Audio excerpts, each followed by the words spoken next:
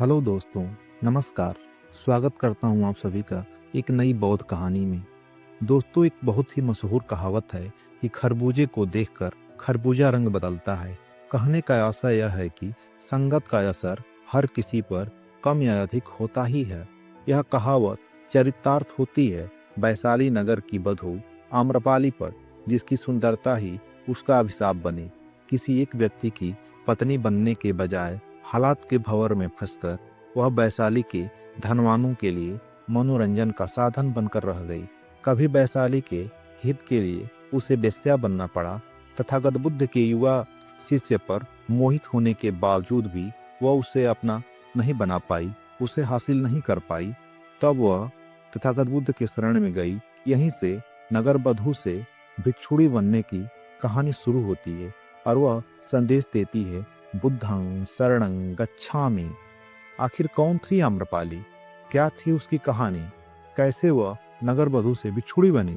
तो दोस्तों, इस वीडियो में हम लोग जानेंगे। दोस्तों, अगर आप चैनल पर नए हैं तो चैनल को सब्सक्राइब कर लीजिए, वीडियो को लाइक कर दीजिए और कमेंट करके बताइएगा कि यह कहानी आपको कैसी लगी। तो दोस्तों, चलिए वीडियो शुरू करते हैं। आम्रपाली कब और कहाँ पैदा हुई, उसके माता पिता कौन थे, यह कोई नहीं जानता। एक शिशु के रूप में वह एक आम के पेड़ के नीचे मिली थी। इसी वजह से उसका नाम आम्रपाली रख दिया गया।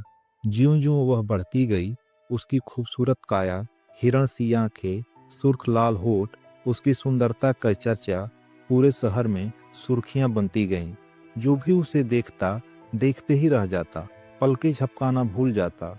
सभी यही कहते, यह तो किसी देश की रानी बनने के लिए पैदा हुई है। लेकिन उसकी यही खूबसूरती अंततः उसके लिए अभिशाप बन गई। जैसे जैसे आम्रपाली बड़ी होती गई, उसका सौंदर्य निखरता गया। उसके व्यक्तित्व से हर कोई मोहित था। जो भी उसे देखता अपनी पत्नी बनाना चाहता। आम्रपाली के पालक माता पिता जानते थे कि आम्रपाली की शादी अगर किसी एक व्यक्ति से करवा दी जाए तो उसे बाकी व्यक्ति हत्या कर देंगे, उसके खून के प्यासे हो जाएंगे। इससे वैशाली की शांति भंग हो सकती है। अंततः इस समस्या से निजात पाने के लिए एक दिन वैशाली के खुले प्रांगण में आम सभा का आयोजन हुआ। वहां पे उपस्थित सभी पुरुष बिना किसी शर्त के आम्रपाली से विवाह करना चाहते थे, लेकिन यह संभव नहीं था।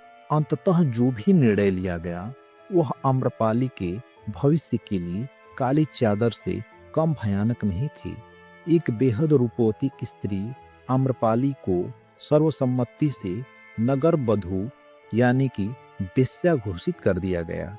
अब आम्रपाली वैशाली के हर समृद्ध घराने का मनोरंजन का केंद्र बन गई। सालों तक वह लोगों को भोग विलास और अपने यौवन का सुख देती रही, अपने जीवन गुजारती और उनका मनोरंजन करती रही। उसका भौतिक जीवन किसी महारानी से कम नहीं थी। उसका अपना महल था, अपार धन संपदा की मालकिन बन गई थी।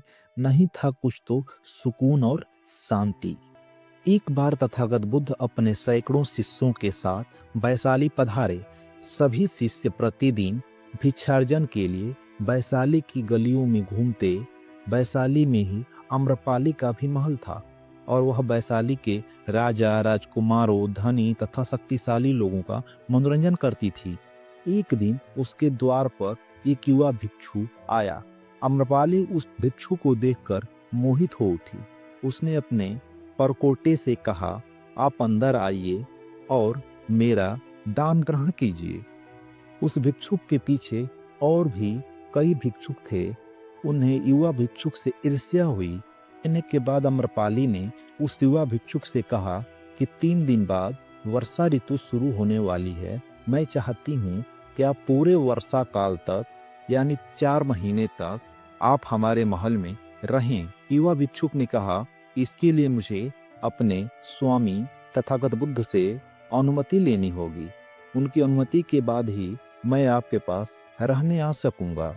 युवा भिक्षुक की बात सुनकर अन्य भिक्षुक नाराज हो गए। वे महात्मा बुद्ध के पास गए।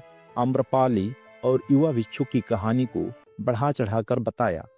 इस पर तथागत बुद्ध ने कहा, आप शांत रहो, वह जहां भी है आने दो।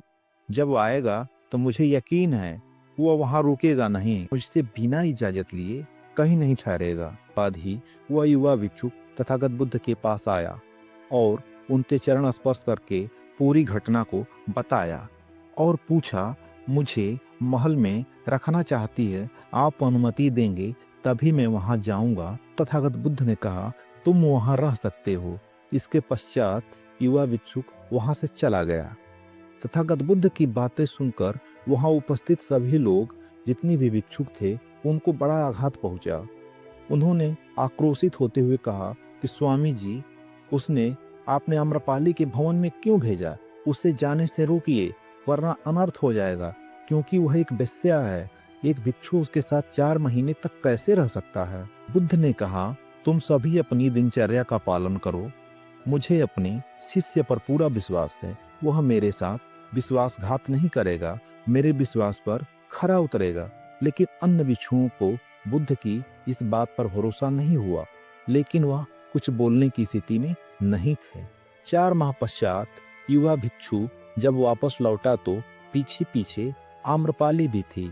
आम्रपाली ने तथागत बुद्ध से भिक्षुणी संघ में प्रवेश देने की इजाजत मांगते हुए कहा कि मैंने आपके भिक्षु को पाने के लिए हर संभव कोशिश की, मगर मैं हार गई। उसके आचरण से मैं यह सोचने के लिए विवश हुई हूँ कि अगर आम शिष्य का संयम इतना नियंत्रित है तो इनके गुरुजी कैसे होंगे। इसलिए मैं आपके पास आपके शरण में रहने की इजाजत लेने आई हूँ।